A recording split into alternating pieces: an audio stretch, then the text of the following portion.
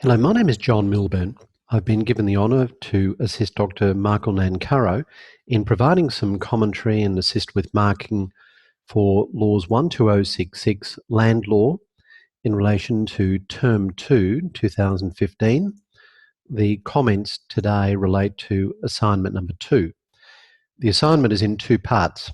The first part provides for you to prepare a letter representing ostensibly one of the parties in the dispute in correspondence to the other party. And the second part is an opportunity for you to provide some commentary in relation to your intended communication strategy once the letter has been dispatched to the other side. As always, it's a very interesting scenario that Dr. Nancaro has produced, and it provides you with a great opportunity to showcase your wares in a practical as well as an academic sense. The material facts to be drawn from the factual scenario can be perhaps summarised as follows. In 2012, Mildred grants a 6-year lease of Suite 1 to Bronwyn. The lease is to therefore expire in 2018.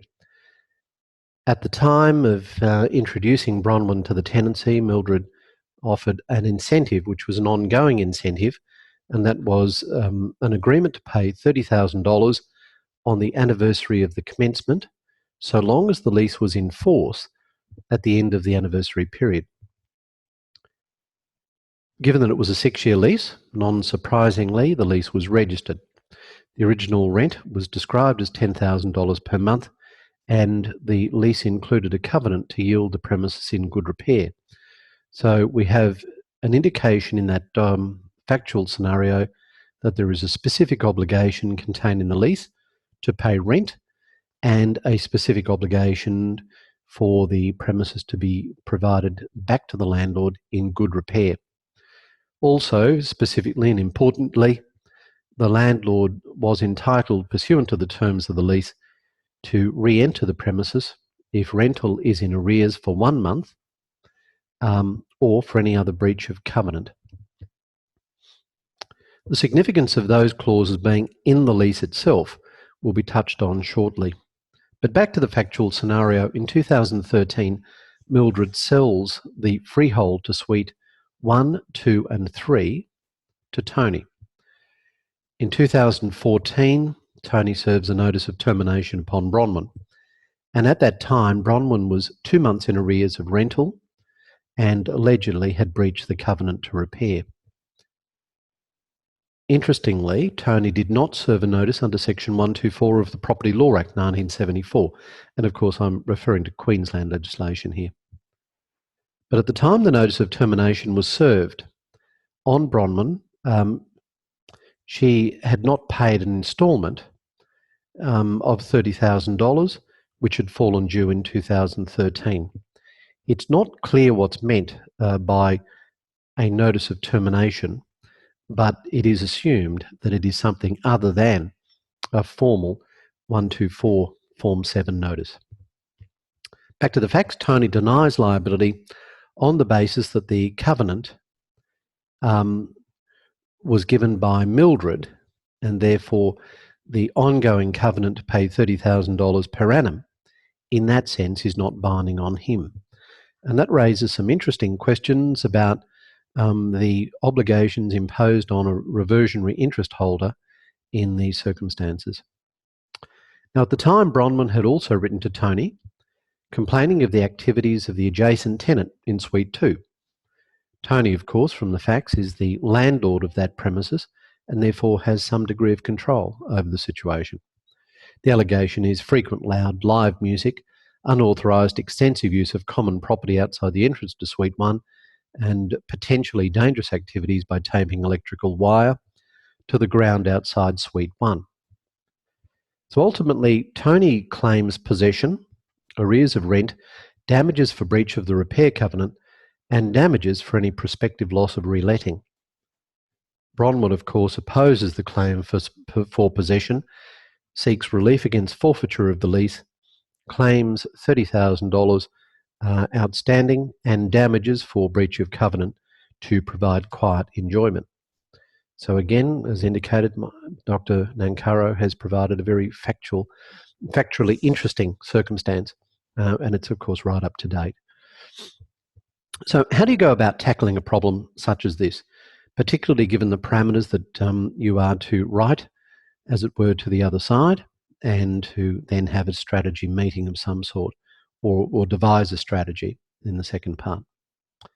Let's go back to basic principles, MIRAC. What we need to do is identify the material facts. I've provided you with my take on what is material. But ask yourself before you write the letter, what is the material information contained in the factual scenario? And just importantly, ask yourself about the material information which is not contained in the factual scenario. That's important because you may be embarking on a course of action through that first letter, which is built on an incorrect assumption or an incorrect factual basis. So you then need to, as part of this identifying of the material facts, determine whether the breach constitutes a breach of an essential or non-essential term of the lease. Typically, in a commercial lease, that will be specifically defined, and that started to occur after the Cheval decision. But we'll talk more about this later, but it is important from a material facts point of view to determine whether or not the term in question is essential or not. Okay, so MIRAC, M-I-R-A-C, we're up to I. Identify the legal issues. Most of you have done that very well. Identify the rules. Now, when it comes to the rules, we need to think in terms of the hierarchy, I would suggest. And I believe that the appropriate hierarchy, which should show through in your correspondence, is that firstly you should consider the contractual lease terms. So what is actually in the lease? That's the first place to look. Secondly, you then look at the legislation. That may be relevant in the context of some of the implied conditions in the Property Law Act would not be relied upon because the specific obligation is contained in the lease itself. After the legislation, as always, consider the case law and then perhaps the secondary materials. Having identified what you believe the rules are, it's very important, and this is particularly important for the strategy aspect of the paper, to consider the appropriate remedies. If the remedy is being sought under contract, then damages would be sought. If, however, there's something other than that, perhaps equitable relief, which may be appropriate for relief from forfeiture or declaration or injunction, think about that as being an appropriate remedy. So the remedy available may depend upon preliminary findings as to whether the term in question is essential or non-essential, and also a preliminary finding as to whether this lease is or is not subject to the Retail Shop Leases Act. That's a very important point. And if you don't ascertain that point from the outset, then you do run the risk of embarrassing yourself, as it were, in your correspondence to the other side. And of course, not only embarrassing yourself, but exposing you and your client to substantial cost ramifications if you proceed to court and you haven't determined that preliminary issue. I'll come back to that shortly. Okay, so MIRAC, M-I-R-A, application. So the application of the legal issues or the rules, if you like, to the factual scenario, that goes to the heart of the first part of the problem, which is providing a letter to the other side. So Dr. Nankaro has given you an opportunity to show off your skills as to how you apply the rules, in this case, in this factual scenario. Then the last part of MIRAC, C, conclusion. Well, this goes to the heart of the second part of the problem, determining an appropriate strategy or conclusion to the matter. You don't necessarily have to do that as part of the letter to the other side. That's the first part of the problem. Second part of the problem is conclusion. Okay, so before you've written your letter, you've been through that exercise of thinking through the MIRAC steps so that you have a clear idea in your mind as to what the appropriate law is, how it applies to the factual scenario, and how you believe it should be applied in these circumstances. That brings us then to the process of actually writing the letter. As always, your letter needs to be clear. And very importantly, particularly in the context of the first part of the assessment piece, you need to emphasise your primary arguments. In other words, you need to leave your reader with no doubt as to your position in this matter. So the letter should be clear in focus and not just a collection of references to legislation and case law. By that I mean, avoid a situation where the reader of your letter feels that they are receiving simple raw legal material with an implied invitation by you to the reader to make a determination as to the relative importance of the material. So you need to be focused and clear and essentially leave it so that the reader of the letter knows exactly what your primary argument is. You need to avoid legalese. You need to display good grammar and spelling. But primarily in this exercise, you are required to undertake an appropriate legal analysis. Now, in reality, you would take great care about disclosing legal arguments in correspondence to an opponent. Two reasons for that. Number one, from a tactical perspective, you may think that's unwise. And the other is, from an ethical perspective, it's generally given, it is generally the case that you do not preach, as it were, or tell another practitioner what the law is. The practitioner is assumed to know that. So it's perhaps regarded as poor form to tell them what the law is. But for the sake of this exercise, you need to do that. Now, as I mentioned, the starting point is really to determine the material facts as they apply in this excellent scenario. And as always, there will be some material information which is not disclosed to you initially, and you need to identify where the missing links are and ask appropriate questions. In this instance, one of the first questions has to be, was the lease in favour of Bronwyn subject to the Retail Shop Leases Act? And to determine whether or not the lease is subject to the Retail Shop Leases Act, it's a two-pronged test. The first is that you need to consider the stated purpose of the premises, and that's where most of the leases, which are retail shop leases, will fall.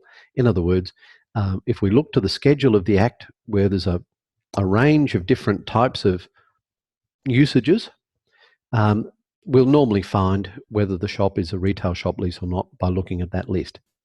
Is it on the list or is it not on the list? Now, the second part is this.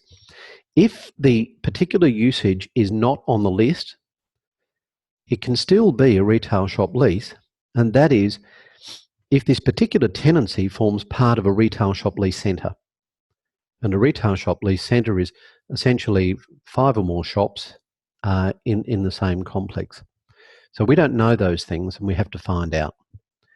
And the reason you need to find out will become apparent later, but essentially it means that you have entirely different potential remedies and entirely different potential causes of action and jurisdictional issues come into play as well.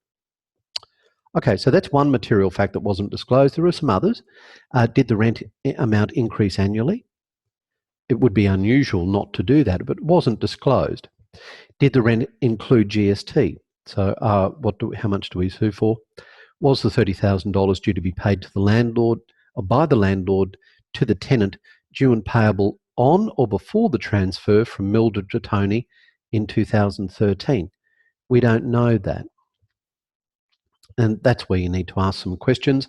And those sorts of issues should have been canvassed in your tactical discussions, which is part of the second part to the assessment. Okay, so we've got an idea of the overview. We know what we're looking for. We've now got an idea of how we should frame the letter in general terms and what questions we should ask Ideally before we do, but at least in the tactical stage. So what then are the key points for inclusion or identification in the letter to the opponent? Well, the starting point, in my view, should be the lease. From the landlord's perspective, refer to the clauses of the lease that impose an obligation upon the tenant to pay rent and to repair. You should be quite specific in that regard. Clause 3.1 imposes an obligation to pay rent. Make reference to that. Clause 7.6 imposes upon the tenant an obligation to repair, etc. Now, from the tenant's perspective, refer to the clauses of the lease that impose an obligation on the landlord to give notice of default, to pay an annual incentive fee, and to allow for quiet enjoyment of the property. It was assumed, at least by me, that the obligation on the landlord to pay the annual incentive fee was included in the lease, but it need not be. And very often, incentive payments are not included in the lease. There's a commercial reason for that. Landlords wish to sell the benefit of the property based on its return. And an incentive, which is usually a lump sum paid at the commencement of the lease, is a contractual matter, typically not referred to in the lease, because it may have an effect on the overall value of the property. It's very unusual in my experience to have an incentive payment which provides an ongoing obligation on the landlord to pay the tenant some money. All right, so we're talking now about the key issues of what should be included in the letter to the opponent. And we're talking about the fact that you need to make reference to the lease. Just to finish on that, generally consider any clause that does have a direct impact on the factual scenario. Okay, so firstly, in your letter to the other side, I would suggest you should be talking very specifically about the lease and the relevant clauses of the lease. What do we then talk about? Well, you can consider and then talk about and engage in a discussion about the implied covenants in legislation and make reference to some implied covenants in the Property Law Act. Let's talk now about the legislation. A few sources. Leaving aside for the moment the Retail Shop Leases Act, probably the starting point would be, to my mind, logically, the Land Title Act, 1994. Section 62 deals with the effective registration of a transfer. So in this instance, in this factual scenario, Tony received a transfer from Mildred. Upon registering that transfer, and that's part of the factual scenario, registration of that transfer means that all the rights, powers, privileges and liabilities of the transferor in relation to that lot vest in the transferee. Reading that literally in this context, everything that Mildred had the benefit of or the obligation in relation to is transferred to Tony. That's 62 subsection 1. 62 subsection 4 provides that rights in relation to a lease, including the right to sue on the terms of the lease and recover a debt, are also transferred with that registration process. Okay, so that's the Land Title Act. Property Law Act, a number of provisions here are potentially relevant. To my mind, Section 53, which deals with the benefit and burden of covenants relating to land, should be considered. A covenant relating to land, given or received, shall be deemed to be made by the successors in title.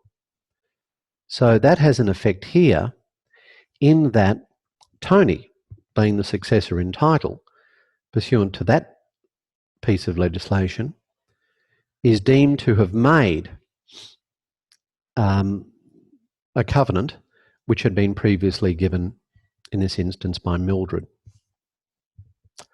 I'll talk more about this later, but Section 117 of the Property Law Act is also important. It's a provision that deals with rent and benefits of lessees' covenants to run with the reversion. In this instance, the reversion is what's left to the landlord when the lease is finished. So the landlord owns the freehold, subject of course to the terms of the lease. But Section 117 more specifically says that rent reserved by the lease and the benefit of every tenant's covenant touching and concerning the land and every condition of re-entry and every other condition contained in the lease shall go with the reversionary estate in the land. That can be read as meaning that the landlord receives certain benefits but also receives certain obligations. Section 118 of the Property Law Act deals with the obligation of lessors' covenants, and the obligation of those lessors' covenants does run with the reversion. And it says the assignee of the reversion, that is, Tony is the assignee of the reversion, is bound to perform the lessor's covenants that touch and concern the land. We'll talk more about that phrase later. Okay, so what else is primarily relevant out of the Property Law Act? Well, it seems to me Section 124 is very important. That deals with the issue of restriction on and relief against forfeiture. It does seem from the factual scenario that the Form 7 notice, which triggers this ability to re-enter the property, was not served. So if you're advising the landlord, it should be very clear that the landlord now serves the Form 7 notice. I think the better answers would have actually included that as part of the discussion. And in that Form 7 notice, you'd include a reference to pay arrears of rent and failure to keep the premises in good repair. In my view, it would not be appropriate to include a reference to an obligation to pay compensation for an amount yet to be determined for loss of future rent.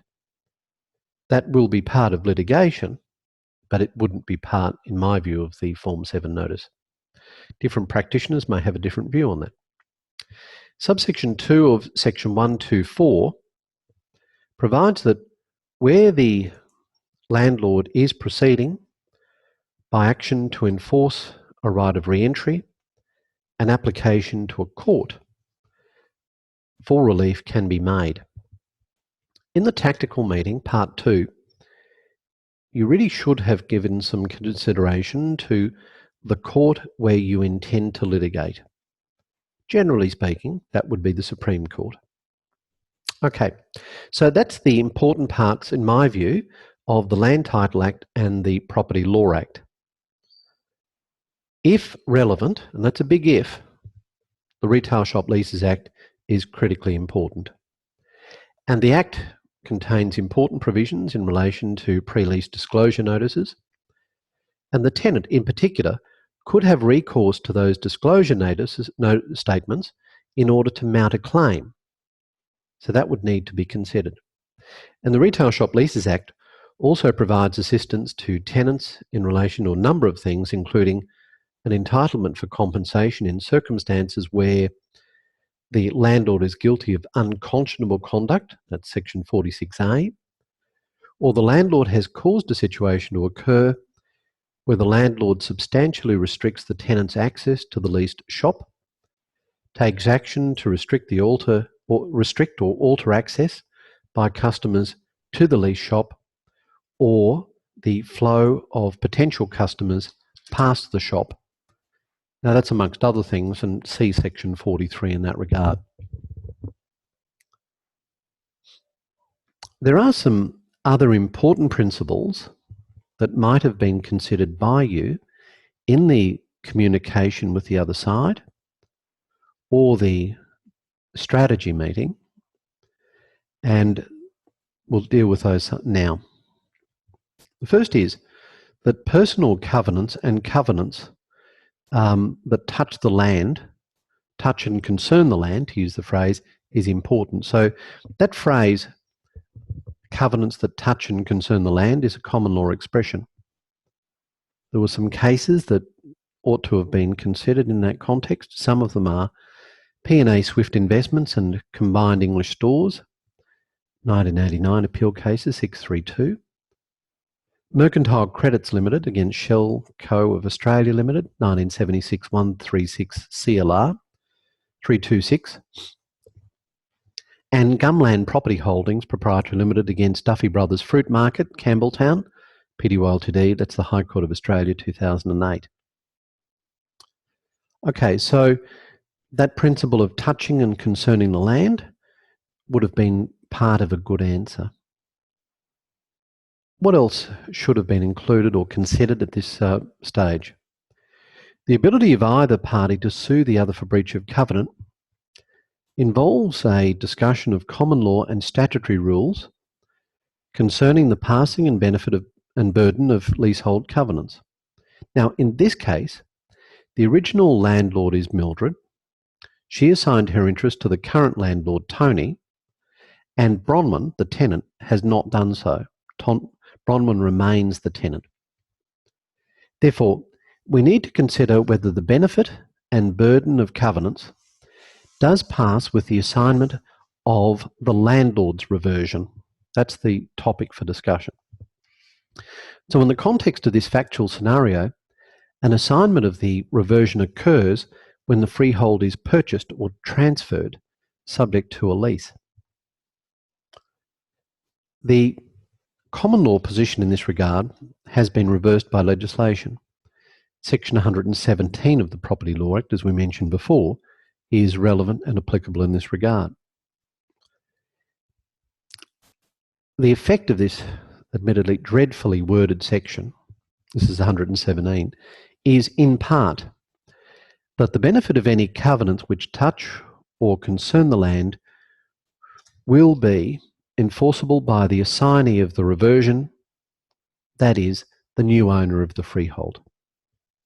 And the section goes on to provide for enforceability of any condition contained in the lease. Also, on this topic of entitling a party to sue for breach of covenant, there is, as mentioned before, section 118, which has the effect of imposing an obligation on Tony to perform obligations entered into by Mildred, but only if the obligation touches and concerns the land. And section 62(1) of the Land Titles Act does not change that position. All right, so what else do we need to consider? What other important principles are based on relevant case law? There is the issue of privity of state versus privity of contract. Now, this is a scenario involving an assignment of the reversion of the landlord's interest. That is, when the property is sold. So the consequence to the parties regarding covenants in the original lease needs to be considered, and the question is, what can be enforced by the new landlord against the original tenant and by the tenant against the assignee of the reversion, that is the new landlord, likewise. Good answers dealt with that issue.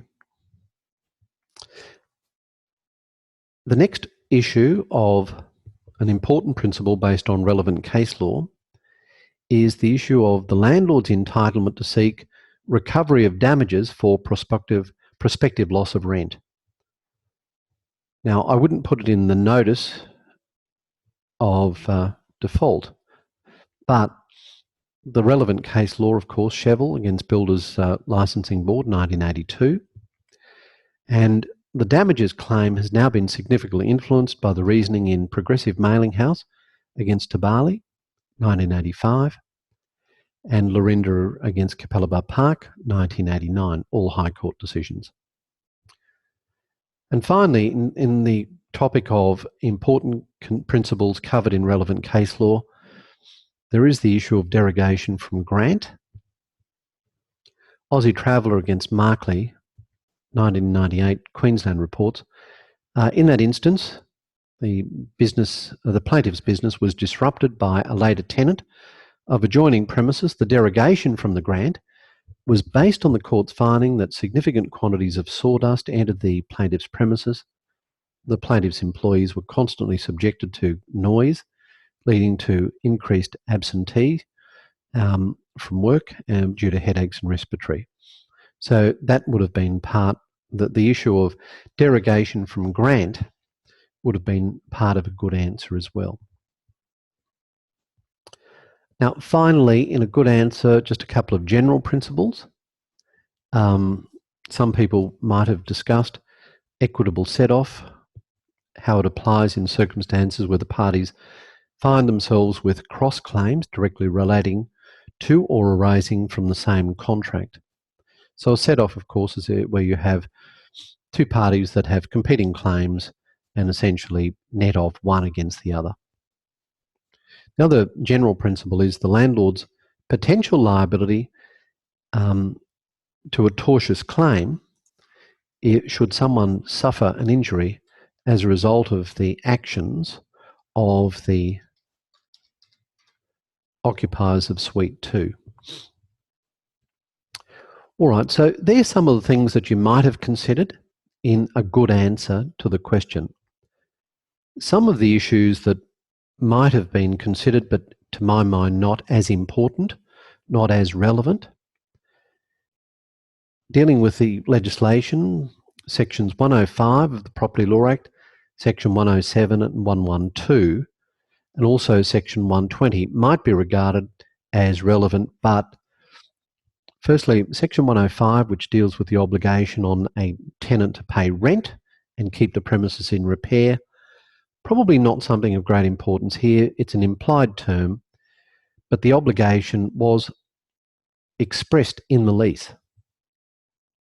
The same applies in relation to 107, because as pretty much always, the landlord does have the right to enter and repair or retake possession. That's an implied term, but in this case it was expressed, so you don't need to mention 107. It's really there as a backup should it not be mentioned in the lease. Same logic goes to 112, because again, the obligation is contained in the lease. Section 112 deals with provisions as to covenant to repair and provides for damages for breach of covenant to repair, but does so only to the extent that the value of the reversion is diminished owing to the breach. So I said it probably won't apply, but it could apply, and that would be in the odd occasion where the amount of repairs is actually more than the value of the reversion. I haven't seen that in practice, but it could theoretically apply. So that's something that might have been mentioned, but not of great consequence. Likewise, Section 120 of the Property Law Act deals with the opportunity of a landlord to provide a tenant with a licence. So arguably, the landlord, Tony, did provide the occupiers of Suite 2 with a licence to use the common area. That's probably not going to be a relevant factor in this case, but it's something that could have been considered. All right, so what I've discussed so far are really all of the things that I was looking for in marking this assessment. And primarily, I was looking to see the extent to which people identified the main issues, the big ticket items, and emphasised those in a very clear manner. And while you may have mentioned other matters of less significance, they weren't the critical issues for me. Now that brings me to part 2, the strategy meeting. So what was I looking for here? Well, firstly, I guess it's fair to say, as part of the strategy, you should really have considered whether the term in question is a condition, which is, if you like, fundamental or essential, as opposed to a covenant. Now, in essence, a breach of condition allows for a landlord to re-enter, but a breach of covenant only gives right to recover damages. Since the decision in Cheval, commercial leases now are drawn to provide specifically that a breach of certain nominated terms are regarded as breaches by agreement, breaches of essential terms of the lease, which essentially entitle the landlord to recover damages for loss of bargain and also to re-enter the premises. So the reason I say that needs to be considered at the strategy meeting is that the landlord and tenant respectively have to work out, well, what's going to happen from now? And if the landlord does do as I expect the landlord would, and that is issue the Form 7 if they haven't already done so, that will be the precursor to attempting to re-enter the premises, and that will be relevant. But can the landlord re-enter depends on whether or not the breach relates to a condition or a covenant. Now, the next thing that really needs to be considered is at the strategy meeting, we can't go further until we've determined whether the Retail Shop Leases Act applies or not. So the facts are not precise, and you need to obtain more information to make a definitive answer in relation to that question. The next issue that should have been discussed at the strategy meeting is exactly what is in need of repair in the premises. Now, the facts are imprecise, but the degree of damage can be discussed in general terms as the basis of the claim in proportion to the damage which can be established. So, clarifying what is in need of repair, it's not identified yet, but it needs to be determined. The next thing is, at the strategy meeting, I think, consider whether consumer law provisions and arguments based around unconscionability can be brought into the litigation mix. Some of the better answers raise that issue. Consumer law may be relevant. Next thing to consider from a strategic point of view, ask yourself whether waiver can be argued for or against the interest of your clients in this case. Now, if the premises is going to be, if there's going to be an argument about re-enter of the premises, then you probably need to consider the tenants, the issue of tenants versus landlords' fixtures. Now, it doesn't really arise on the facts as they are, but it may be relevant if the landlord tries to re-enter. In other words, some things in the premises will be owned as a fixture by the tenant, some will be owned by the landlord, and that needs to be sorted out at some stage. From a strategic point of view, consider whether the landlord or the tenant has breached the lease in some other way.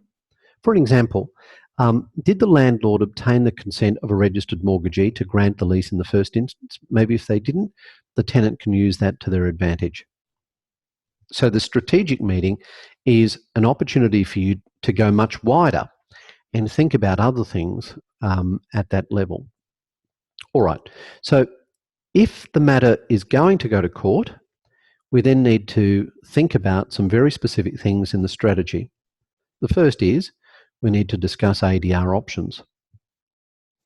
The second is we need to consider litigation options, and it may be that we seek a declaration, which is equitable, or specific performance, equitable, or damages, which is common law.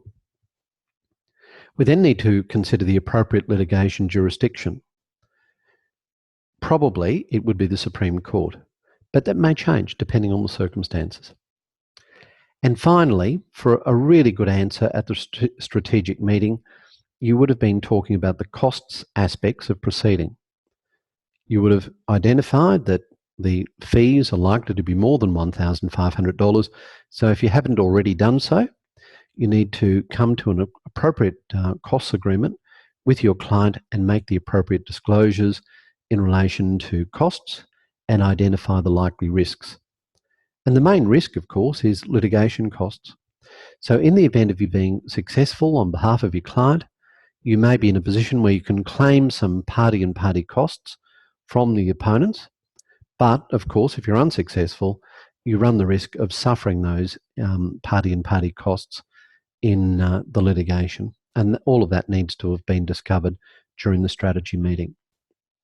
Well, thank you for listening, watching, and I hope you enjoyed this preparing this work in relation to this excellent scenario put forward by Dr. Nankaro. All the best. Bye.